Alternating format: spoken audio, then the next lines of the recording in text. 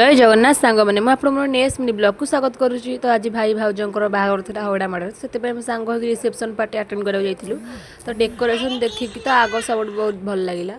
तापर एपटे अड़ीसल बड़ा पाई काशीपुर भाई जाता डेकोरेशन देखिकी तो आग मन मन के बढ़िया लगे। तापर दिज जाक पलैलु शोभा आसी देखा शोभा सांगे आम कथबार्ता बहुत हेलु।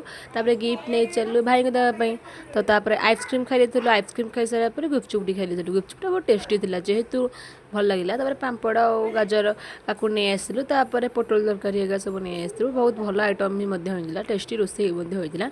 चिकेन तरकारी होता छिंचड़ा होता माछ होता सब होता मिक्स तरकारी होता पोटल तरकारी होता खीरी भी होता। चिकेन सेंटर को पलि आसलु चिकेन बढ़िया लगता कि चिकेन तरकारीटा मुझे से समय भिड कर सांग समस्ते मजामस्ती कलु। तो मजामस्ती कर सारे खाद्य नहीं पलि आसलु मुझे इच्छा थंडा पीवा थंडा टे पीली जेहेतु जीर्ण हो बाबा भी आते पुओ भी आता बुबुना भी आता।